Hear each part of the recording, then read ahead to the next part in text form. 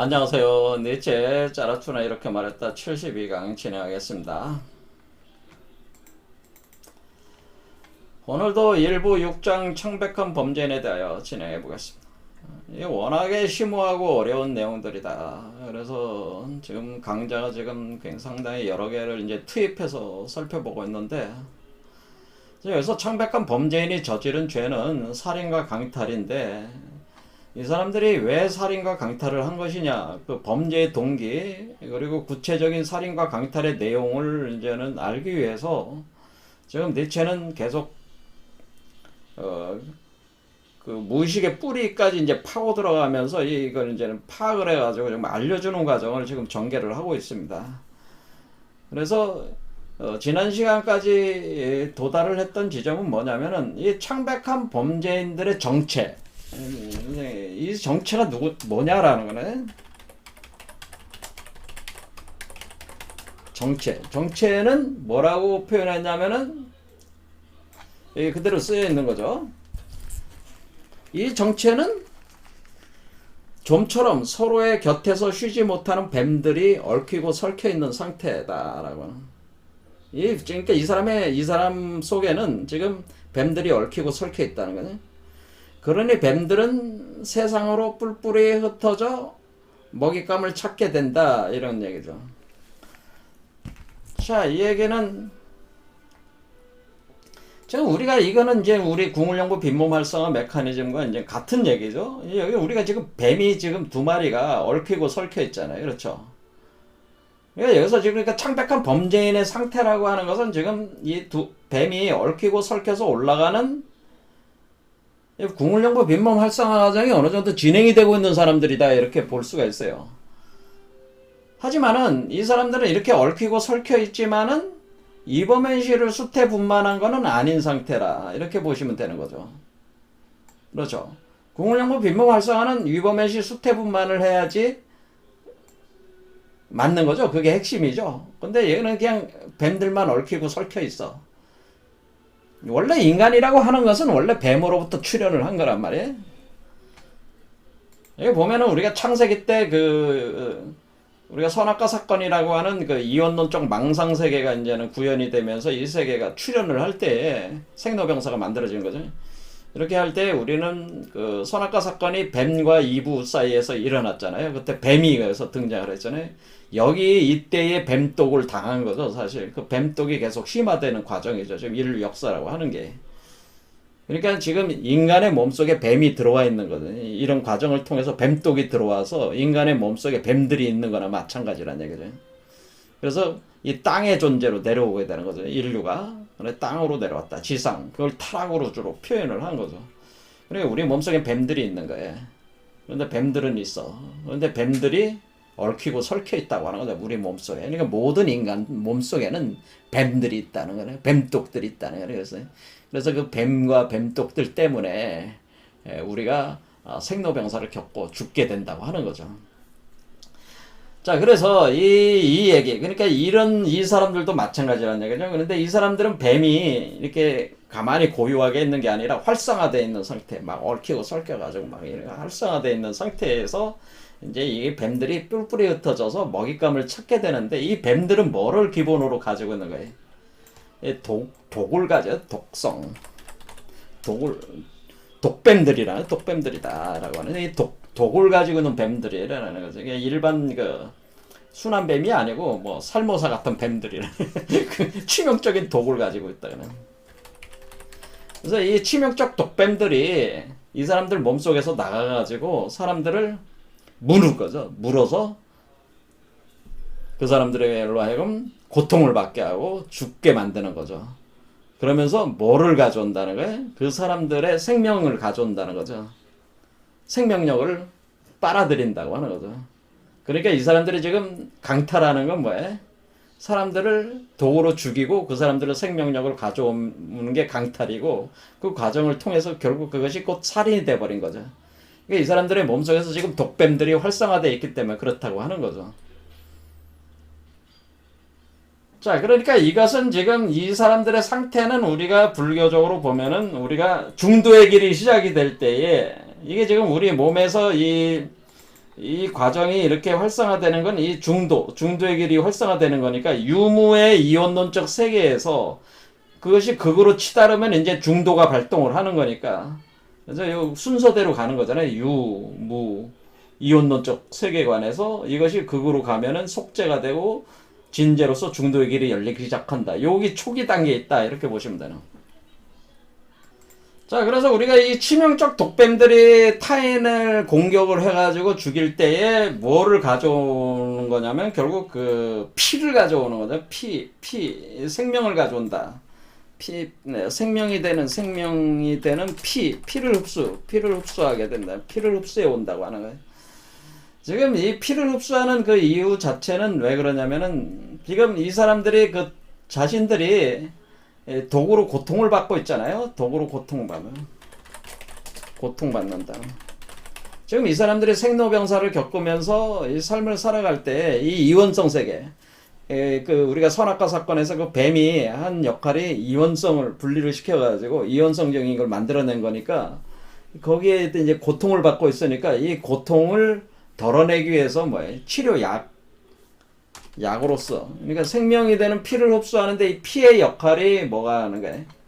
피가 약이다라고 하는 거예요. 피가 약인데 더 정통적으로 얘기하자면 이 피가 약인데 이 피를 뭐라 그러면 원래 위버맨시의 피였다고 해요.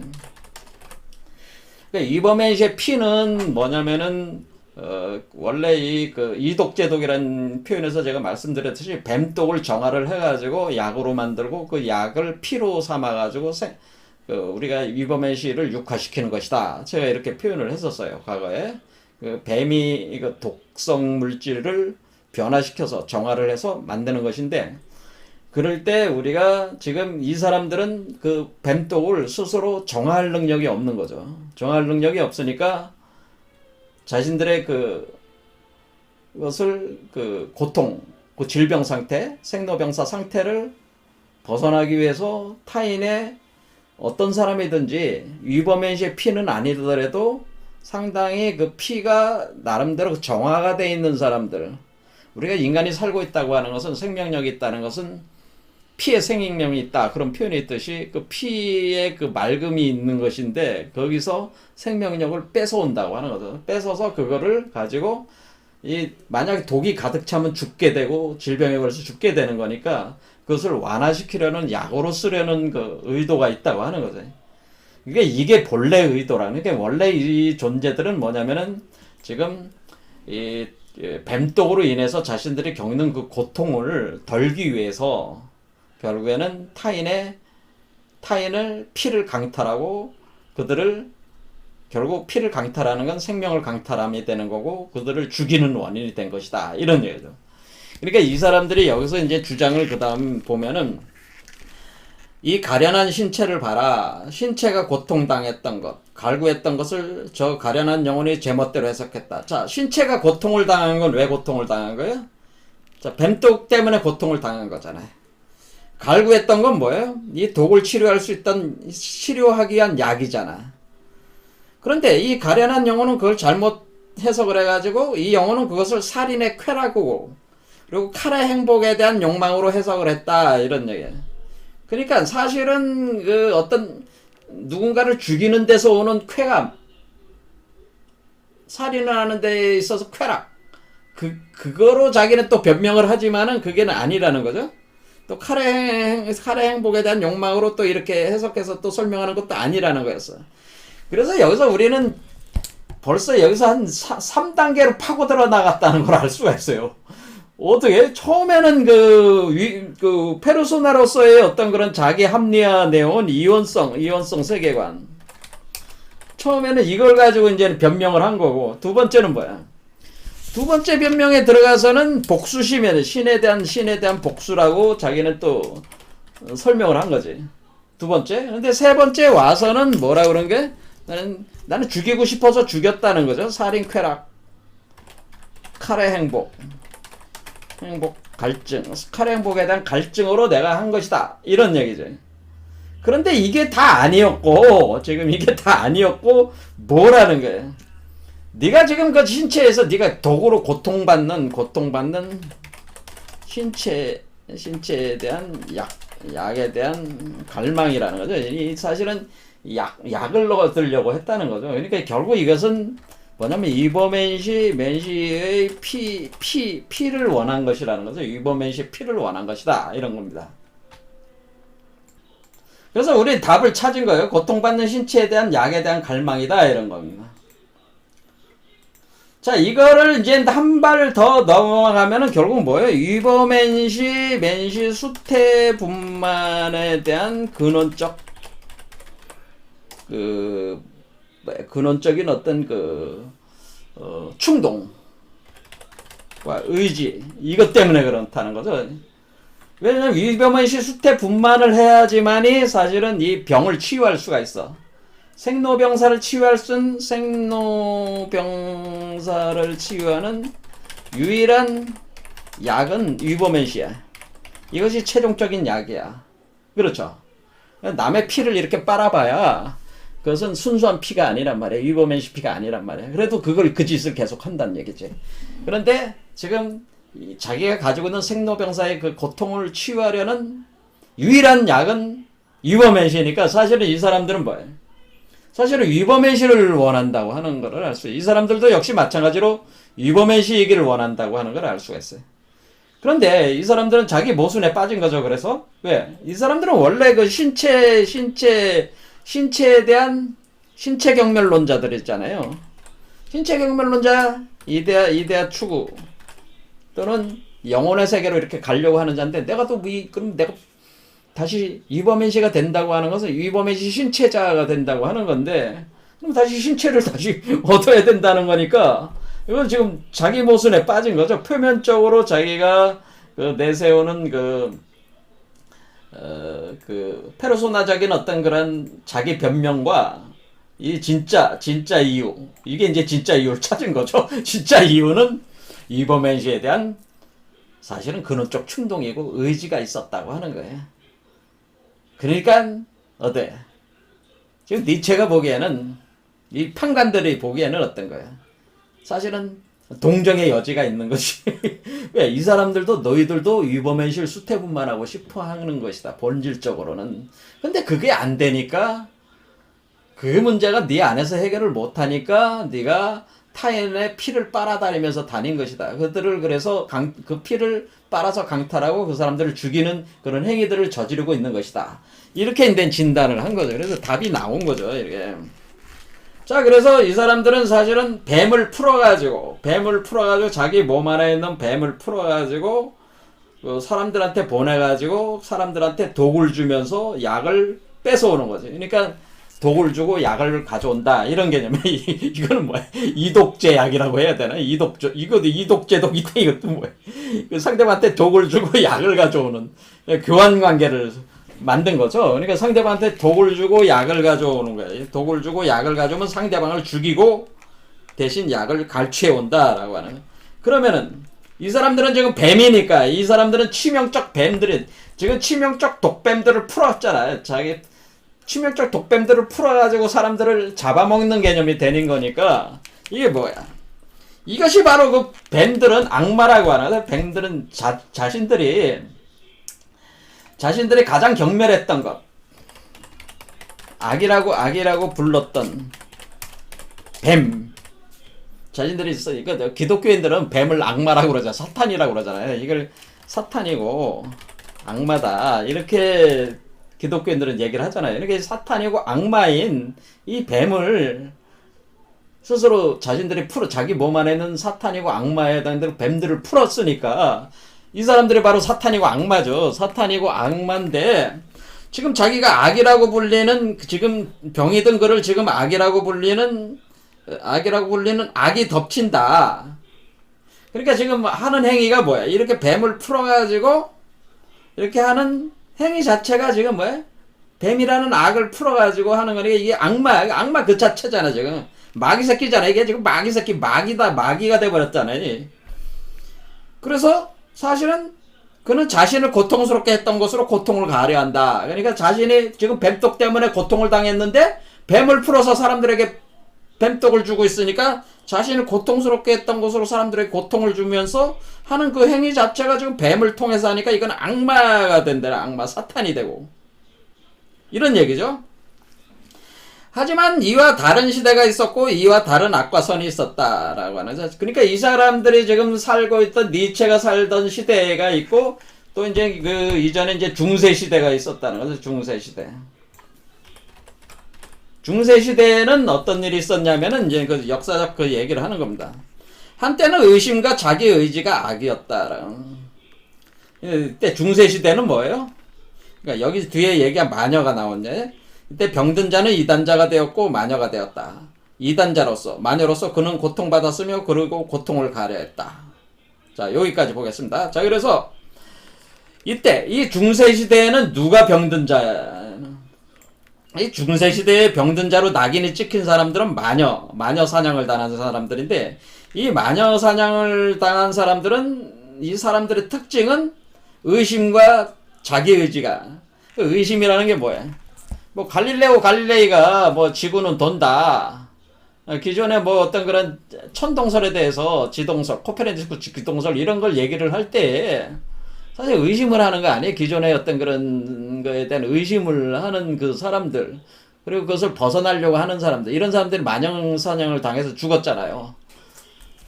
그러니까 이런 사람들, 그러니까 그 시대에 마녀 사냥을 당했던 사람들은 그 카톨릭이 종교적인 어떤 어두운 종교의 그 틀에 대한 의심이 있었고 이것을 벗어나려고 하는 의지가 있었는데, 이 카톨릭 그 이 종교 시스템은, 기독교 시스템은 이 사람들을 악이라고 지명을 했다고 하는 거죠.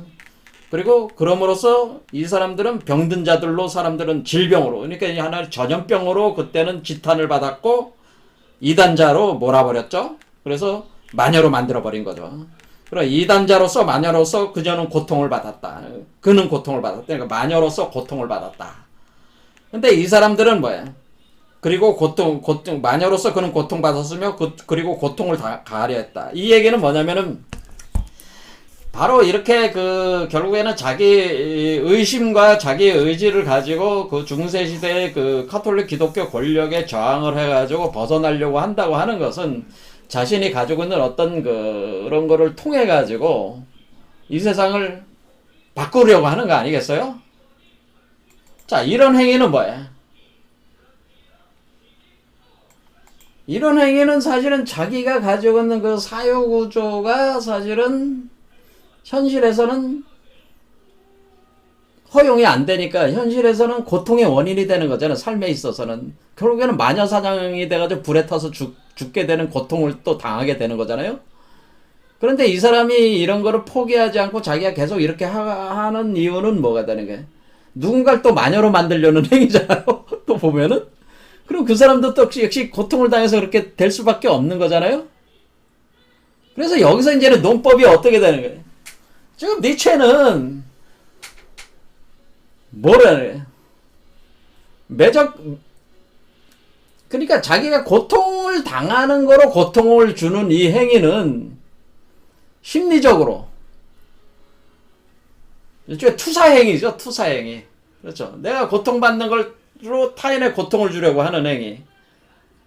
고통을 주려고 하는 건 이것이 당연한 하나의 심리적인 원리라고 하는, 심리적 원리라고 일종의 원리 개념으로 받아들이는 거죠. 이게 원리. 내가 고통받는 것으로 타인에게 고통을 준다. 하는 것은 하나의 심리적인 원리처럼 돼 있는 것이다라고 하는 걸 얘기하고 싶어 하는 거죠. 그래서 우린 여기서 이제 느낄 수 있는 게 뭐냐면은, 니체는 이 고통이라고 하는 것을 부정적으로 보지를 않아요. 고통을 어떤 창조적인 어떤 에너지라고 이렇게 보는 거예요. 고통은 세계를 시키고 초국하는 창조적 에너지다라고 이렇게 볼 수 있어요. 창조적 어떤 과정이다라고 이렇게 보는 거예요. 그러니까 고통을 수용을 한다고 하는 거죠. 그러니까 이 고통을 주고 고통을 가하는 과정 자체가, 고통을 받고 가하는 자체가 뭐냐면은 이 투쟁의 과정, 힘과 힘의 충돌의 과정으로 이렇게 표현을 하는 거예요. 그래서 지금 현재는 뭐야? 마녀들이 힘이 약했을 때 시대가 아니고 지금은 계몽주의 시대 이후로는 자유시대가 열렸으니까 이 힘의 역전이 생긴 거 아니에요. 그러니까 지금 고통받는 중세시대의 그 마녀 소리를 들으면서 했던 코페르니쿠스의 지동설 주장했던 사람들이 과학적 세계가 열리면서 과학이 이제 주도를 하는 뒤엎어버렸듯이 왜 그와 같은 역전현상, 그런 역전현상이라고 하는 것은 그 고통의 과정이 있었으므로 그것이 그런 에너지들이 모이고 그것이 구현이 돼 나갔다. 이렇게 또 설명할 수가 있는 거란 말이에요.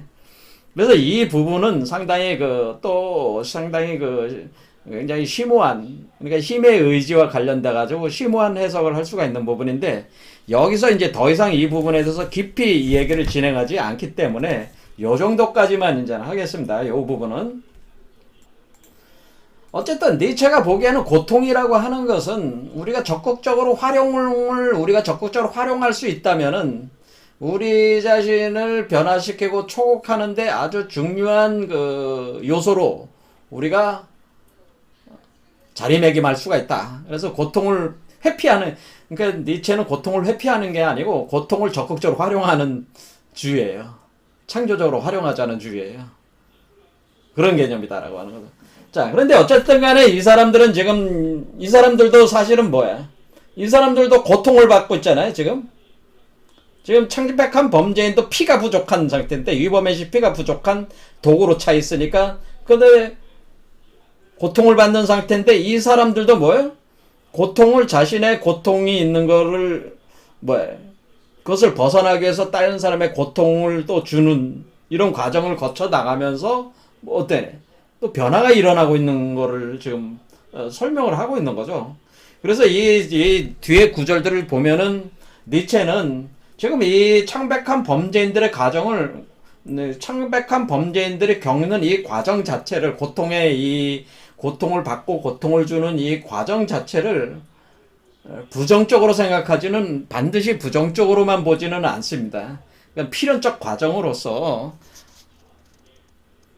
이렇게 봅니다. 왜 그러냐면은 이 차라리 창백한 범죄인이 되라, 그런 얘기가 여기 뒤에 나옵니다. 이제 차라리 창백한, 그러니까 차라리 뭐라고 얘기하냐면은 어떤 그 가여운 안일 속에서, 그러니까 무리군중의 졸리운, 한마디로 졸리운 안일한 행복 추구의 삶보다는 차라리 격렬한 고통 속에 몸부림치는 창백한 범죄인이 낫다라는 논리를 이제 전개를 또 뒤에서 합니다. 그래서 이게 그러니까 니체라는 사람이 굉장히 이래서 심오한 거예요. 그러니까 졸리운, 지금 무리군중, 그러니까 이 일반적인 우리 세계에 사는 무리군중들은 관심이 없잖아요, 이런 일들이. 지금 제가 하는 이런 강의들에 관심이 없잖아. 그런데 니체가 볼 때는 그런 사람들보다 차라리 창백한 범죄인이 낫다고 하는 거죠. 그것이 어떤 사람들이 보기에는 악마적이고 사탄적이라고 얘기할지라도 차라리 사탄이 낫다라고 하는 거지. 마귀 새끼가 낫다라고 하는 거예요. 그거는 세상에서 그냥 아무 생각 없이 그냥 현실에서 그냥 어떻게든 버티려고 그냥 그 무리군중으로 그냥 남아서 그렇게 자기는 선하고 착한 사람으로 이렇게 생각하면서 그래 꾸미면서 이렇게 사는 사람들보다는 차라리 이렇게 독뱀들을 풀어가지고 자기도 고통스러운 거를 타인한테 고통을 주는 이런 사람들이 차라리 낫다. 그런 식으로 이제 또 이제 얘기를 해요. 어떻게 뒤에. 자, 일단은 요 문제를 이제 더 얘기를 해보겠습니다. 요 사람들은 그러면은 이 얘기는 뭐냐면은 여기 지금 뱀이 악마라고 그랬죠. 뱀이 사탄이고 악마다 이렇게. 자, 니체는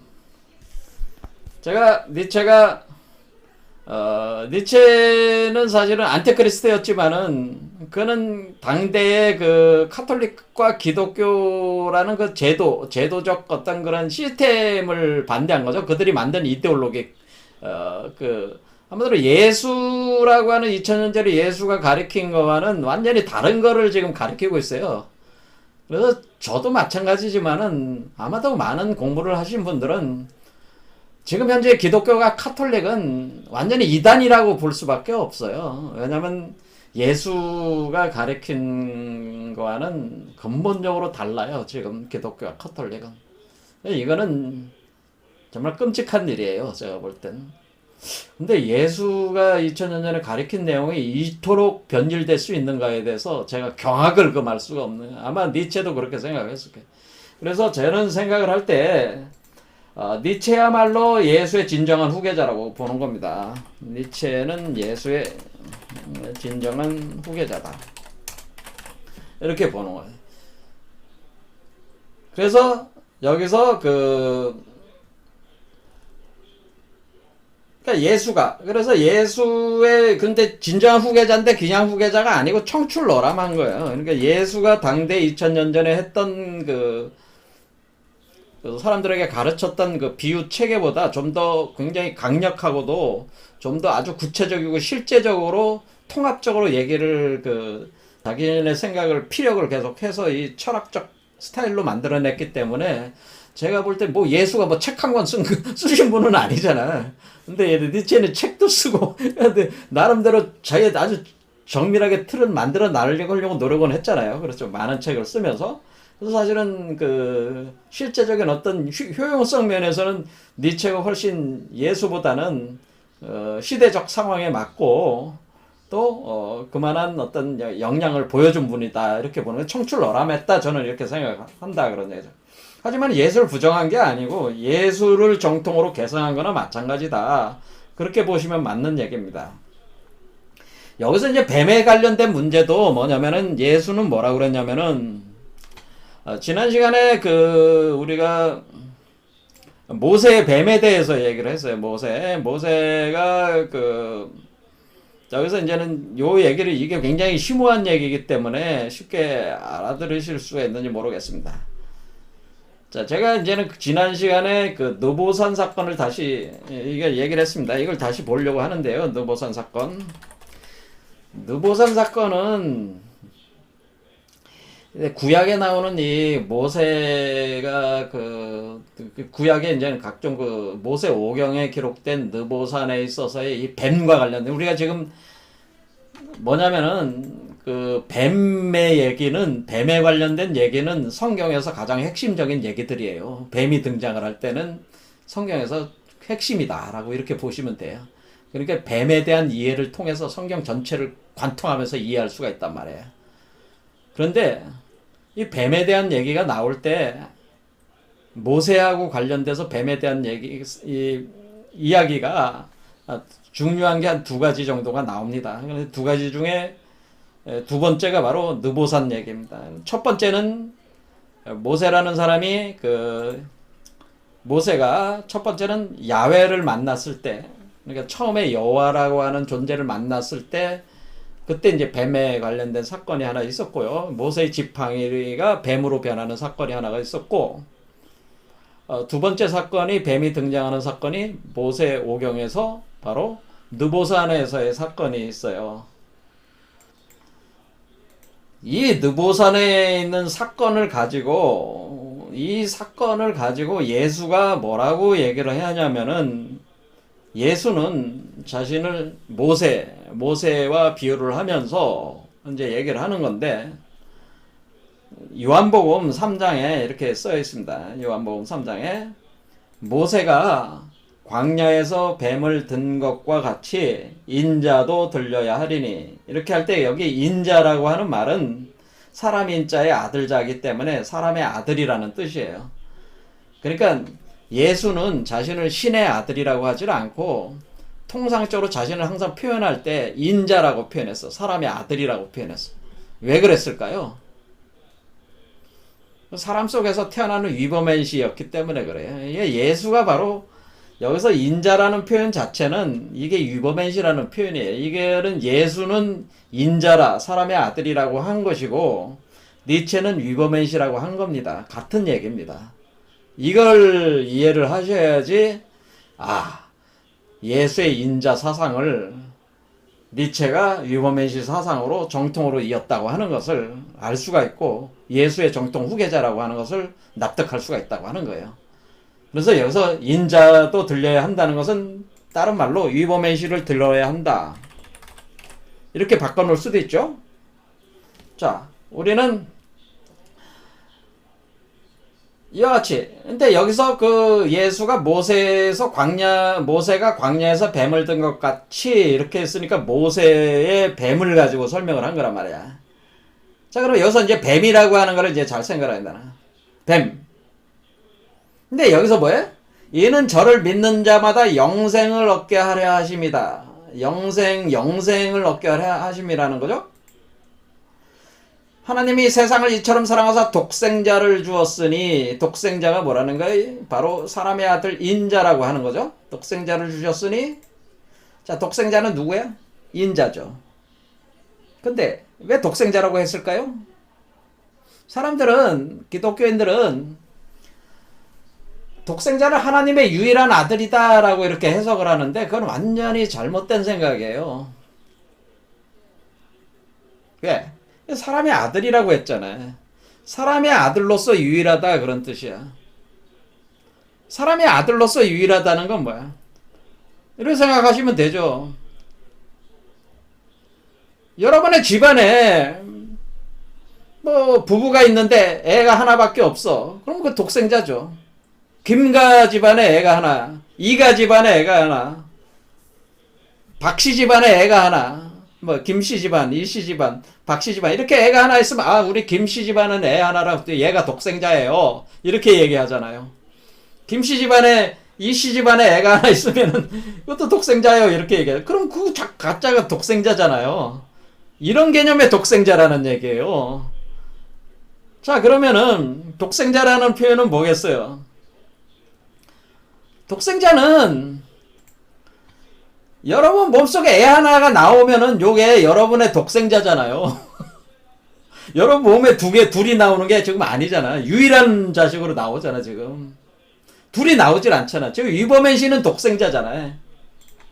그렇죠. 맨시는 그 사람, 수태분만하는 사람에게는 독생자잖아요. 유일한 자식이잖아요. 그러니까 제 몸에서 나오는 위버맨시는 저의 독생자고, 지금 강의 들으시는 몸에서 나오는 분은 강의 들으시는 분의 독생자고, 지금 뭐 한 10분이 드시면 10분 안에 각 사람의 독생자라는 얘기예요. 그게 독생자잖아요. 그 집안의 독생자잖아요. 그렇죠. 그 독생자지, 하나님이라고 하는 그 유일한 아들이라는 개념이 아니라는 거예요. 그러니까 지금 사람의 아들이라고 하는 건 뭐예요? 저도 사람이잖아요. 강의하는 사람이고, 강의 들으신 분도 다 사람이잖아요. 여러분의 아들이잖아요. 여러분의 자식이잖아요. 여러분의 자식. 양성으로 나오니까 아들이라고 하는 겁니다. 딸이라고 안 하고. 그러니까 그게 독생자이고 사람의 아들이라는 거예요. 그러니까 위버맨시는 사람의 아들로서의 독생자라고 하는 거예요. 위버맨시는 수대분만하는 각 사람의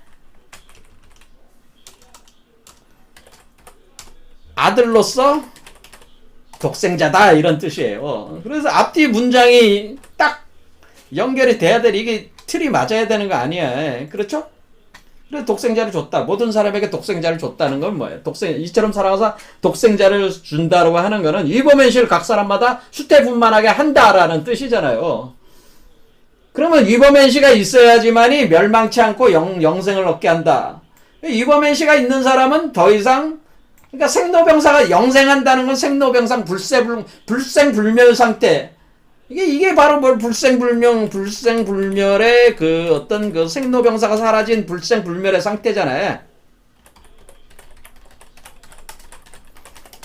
생로병사가 사라진 불생불멸에서 에덴 동산에서 그 선악과 사건이 일어나기 전에 그 생로병사, 그러니까 그때 선악과 사건이 일어나면서 생로병사가 시작된 거니까 그런 생로병사 더 이상 발생하지 않는 그 상태로 다시 복원하는 거 아니에요. 그러니까 그게 그 얘기잖아요, 이게 지금.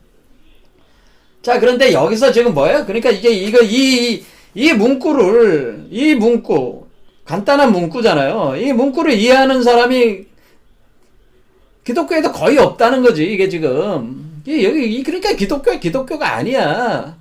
제대로 해석이 안 되고 있는 거예요. 지금 성경은 제대로 해석되고 있질 않아요, 지금. 제가 답답한 게 그거예요. 솔직히 얘기해서 제가 하나의 기독교, 예수 종교를 하나 만들고 싶어. 새로운 종교. 너무 엉터리로 만들어. 지금 기독교하고 카톨릭은 완전히 이단이거든, 그게. 전혀 예수가 가르친 게 아니야, 그게. 자, 그런데 여기서 예수가 뭐라는 거예요? 이게 예수가 한 얘기야, 이게. 자기 입으로.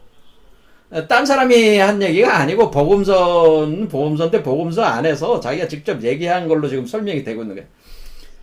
그래서 여기서 뭐예요? 그런데 이 일이 어떻게 해서 가능하다는 거예요? 광야에서 뱀을 든 것 같이, 이렇게 돼. 뱀을 든 것 같이 할 때, 이때 모세가 광야에서 뱀을 든 사건. 이걸 이해를 해야지 이거를 다 이해할 수 있는 거 아니겠어요? 그래서 모세가 광야에서 뱀을 든 사건이 바로 느보산 사건이 모세가 광야에서 뱀을 든 사건이란 말이에요. 이걸 정확하게 이해를 해야지 이걸 다 풀 수가 있는 거예요. 자, 그러면은 여기서 그럼 모세가 광야에서 뱀을 들었는데 이 들어 올려진 뱀은 무엇이냐라고 하는 것이 이제는 이게 문제란 말이에요. 들어 올려진 뱀이 어떤 뱀입니까? 그럼 여러분들이 생각을 하기에는 기독교인들이 생각하기에는 그냥 뱀이니까 그 독뱀 아니에요? 그러니까 여기서 지금 이 사람들이 풀어가지고 지금 여기 창백한 범죄인들이 지금 몸 밖으로 풀어낸 이 뱀들. 그러니까 원래 이 에덴 동산에서 이브를 유혹했던 이 선악과 사건의 뱀. 이 뱀 아닙니까? 이 뱀이 아니에요. 그러니까 여기서 문제가 있는 거죠. 여기서 이걸 제대로 알아야 되는. 여기서 이렇게 뱀에 이렇게 십자가 같은 또는 나무 같은 데다 뱀을 들어올린 이 뱀은 이렇게 걸어 올렸잖아. 걸어 올린 게 들어 올린 거야. 이 뱀은 독뱀이 아니에요. 이건 독뱀이 아니에요. 선악과 사건의 뱀이 아니라고. 이 뱀은 무슨 뱀이라고 그랬냐면은 이 사건을 그래서 잘 알아야 되는 거예요. 여기에 이 느보산의 이 사건이야말로 기독교의 아주 깊은 비밀. 기독교는 이제 다 이단들이니까 얘기할 것도 아니고 예수 사상의 아주 핵심 모세 사상의 깊고 깊은 그 비밀들이 여기 있단 말이야. 이거를 모르면은 성경은 파악할 수가 없어요. 근데 들어올려진 뱀이 뭐냐? 신부님한테 한번 물어봐. 그 목사님한테. 어떤 뱀이 들어올려졌어요? 자, 이 사건을 봐야 돼. 그래서 이때 이제는 여기서 느보산에 사건이 생겼는데 어떤 사건이 생겼냐면 그때 독뱀이 나왔어요. 독뱀이 나와서 독뱀들이 사람들을 물어서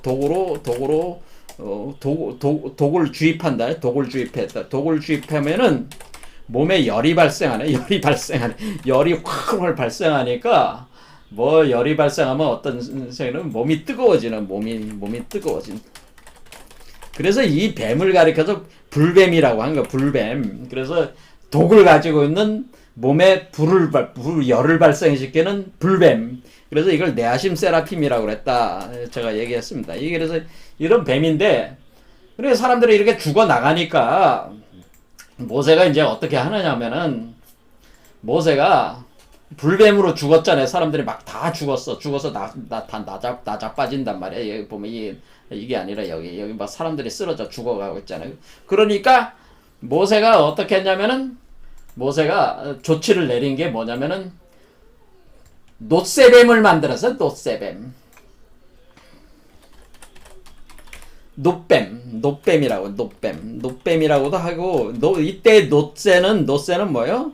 구리에다가 주석을 섞으면은 그때는 청동기 시대잖아. 청동기. 이게 청동기라고 하는 게 뭐야? 청동기라고 하는 거는 그때 당시는 칼이나 이런 거 만들 때 구리와 주석을 섞어가지고 이게 주석을 많이 섞을수록 이게 연해지잖아요. 이렇게 녹는 온도들을 낮출 수가 있어요. 그래서 이게 칼 제조 같은 게 쉽게 할 수가 있다고. 그러니까 주형을 잘 할 수가, 주물을 잘 만들 수 있는 거지. 이게 노쇠라고. 그러니까 이게 청동구리뱀이네. 청동구리뱀.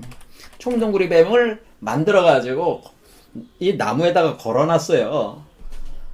자, 그러니까 이 지금 그 여기에 뱀을 들어올려진 뱀은 어떤 뱀이에요? 독뱀이 아니고 청동구리뱀을 걸어놨다고. 근데 뱀을 걸어놨잖아요. 뱀을. 그런데 뭐야, 어떻게 됐어요? 그러면서 모세가 하는 얘기가, 이 청동구리 뱀을 봐라, 보면은 병이 낫는다 하니까 사람들이 이걸 보니까 병이 씻은 듯이 나은 거야. 신묘한 얘기잖아요. 왜 그러겠어요? 여기 이거 해석할 수 있어? 목사나 신부 중에 이거 해석할 수 있는 사람 있으면 나와보라 그래. 아무도 해석을 못할게. 이거는 하나의 상징과 비유예요. 이걸 이해를 할 수 있어야 되는데, 이걸 이해를 못하니까 예수가 왜 이 얘기를 했겠어? 그러니까 예수는 뭐라는 거야? 그러니까 예수는 뭐예요? 예수는 자신을 가려, 나는 청동구리뱀이다. 이런 얘기를 한 거예요. 나는 청동구리뱀이다. 나는 독뱀이 아니다. 청동구리뱀이라는 건 뭐예요? 나는 쇠뱀이다. 나는 쇠뱀이다. 나는 쇠뱀이니까 나를 봐라. 쇠가 쇠로 된 거야. 이게 도대체 무슨 얘기야, 이렇게는. 자, 이 비밀을 풀 수 있는 사람만이 이걸 해석할 수가 있어. 그러니까 이거를 이제는 뭐냐면은, 우리가 이 독이 있잖아요. 독을 약으로 제조를 한다고 하는 것은, 그러니까 독이 들어가 있는 물질 있잖아요. 독이 들어가 있는 물질을 정화시켜가지고 약으로 만들 때, 이게 물질의 변성이 일어나게 된다고요. 그렇게 할 때 이것이 우리가 일반적인 그러니까 독이라고 하는 것은 주로 일종의 뭐 독이죠. 말 그대로 독인데, 생로병사를 일으키는 독인데, 거기에 이제 불을 가하는 거지. 불을 가해가지고 그 독을 소멸시켜 나가면은 그 독을 없애기 위해서 이렇게 생각하시면 돼요. 독을 없애기 위해서 독을 없애려다 보니까 없애려고 태운다는 거죠. 태운다. 몸을 태웠어. 독을 없애려고 몸을 태운데 정화를 시키는 거죠. 근데 그 열의 온도가 너무 높아서 열병으로 죽는다는 얘기죠, 사실은. 왜냐면 이 독을 없애려면은 불로 태워야 된단 말이야. 불로. 자, 여러분들이 뭘 생각하면 돼? 코로나를 생각하면 되잖아. 코로나에 사람들이 걸렸는데 왜 죽는 거야? 코로나가 열병을 일으키잖아요. 그렇죠. 바이러스라고 하는 것이 우리 인간의 온도가 36.5도의 항상성을 가지고 있는데, 그 온도보다 높아지면 뭐 39도, 40도 이렇게 열이 올라가면 죽는 거 아니야. 못 버티잖아, 사람들이. 41도만 가도 열에 확 죽는 거잖아. 사실 사람이 죽는 원인은 열이 높아져서 죽는 거야. 그래서 그 항상성이 파괴가 되면서 죽는 거야. 자, 바이러스도 바이러스가 문제. 근데 그 열을 일으킨 원인이 뭐야? 바이러스잖아요. 독이잖아요. 자, 독을 없애기 위해서, 그래서 열을 자꾸 낮추려고 하잖아요. 우리가 치료할 때도. 열을 높이지 않으면서 이게 하는 치료를 하려고 하는 거잖아요. 우리가. 의학에서도. 그렇죠. 하지. 네, 열이 너무 높아서 열병으로 죽어. 이 독을 없애려고 하다 보니까. 그러니까 지금 우리 몸에 이 독뱀이 우리 몸을 딱 물으면은 우리 몸에서 열이 발생하는 거예요. 왜? 그 독을 태우려고. 그러다 보니까 우리의 열이, 그걸 뭐라고 그러니까 젊은 사람들도 죽는 그게 무슨 쇼크를 일으키는 게 무슨 쇼크라고 하잖아요. 열이 높아져가지고 그 온도가 높아져서 죽는 거지. 그렇죠. 그와 같은 거야, 이게. 그러면 우리가 그럼 그 열을 내려야 될 거 아니야. 독을 태웠어. 독을 없앴는데 오히려 열 때문에 죽는 거지. 황당하게. 그렇죠. 그러니까 지금 뭐야? 독을 없애려면은 열이 필요한데 열을 쓰다 보면은 열 때문에 죽는다. 그럼 열을 내릴 수 있는 그 과정이 있어야 되네. 그렇죠? 자, 이거를 뭐냐면은 그 열이라는 건 열 에너지잖아요. 열 에너지를 물질 에너지로 바꿔야 된단 말이야. 그때 그 물질을 금속이라는 게 금속. 이거를 전통적인 말로 우리가 연금술이라고 하는 게 이게 연금술이에요. 이게 연금술. 우리가 연금술이라고 하는 게 바로 뭐야? 이 열 에너지를 금속으로 전환하는 것이 바로 연금술의 핵심이야. 그러니까 우리가 가령 뭐 구리를 금으로 만든다는 거는 뭐 순수도가 낮은 금속을 순수도가 높은 금속으로 이렇게 할 때는 그 열 에너지를 주입을 해가지고 뭐예요? 에너지의 수준을 높여주는 거지. 그러면서 금속으로 응집을 시켜버리는 게 그러면 변성이 일어난다고 하는 거죠. 이렇게. 이것이 바로 연금술적 개념이란 말이에요. 그러니까 열 에너지를 어떻게 금속으로 전환을 시키느냐가 바로 핵심이란 말이야. 그러면은 이 금속이 열을 흡수해 버리는 거지. 그러니까 열을 흡수해 나가면서 이거를 이제 치유를 하게 되는 겁니다. 그럼 우리가 이 금속이라고 하는 것을 우리는 뭐라고 얘기를 하는 거냐면은 여기서는 이제는 청동구리뱀, 쇠뱀으로 이제는 상징화 시킨 거지만은 이것을 이제는 우리 동양에서는 오객이다, 금액이다 이렇게 표현을 하는 오객, 금액. 그래서 오객과 금액이 나오게 된다 우리 몸에서. 그러니까 궁울령부 빈몸활성화. 그러니까 우리 몸의 이 과정에서 뭐가 생기냐면 오객과 금액이 나와야지 금액이 생성돼야 독을 해결 가능 이렇게 된다는. 왜? 독을 치유하는 과정에서 그 불이 발생하고 그 불이 필요하고 불을 우리가 쓰다 보면은 그 독을 치유한 뒤에 그 독이 없앤 그 물질을 다시 그 고도의 물질로 변화를 시켜서 열을 다시 흡수해 드려야지 우리가 정상 상태로 다시 돌아가니까 오객과 금액이 우리 몸에서 생성이 돼야지만이 이 문제가 해결이 되는 거예요. 그래서 오객과 금액을 약이라고 한 거라고요. 오객과 금액. 이게 약이 이걸 피라고 한 거야. 피. 이게 위버맨시 피란 말이에요.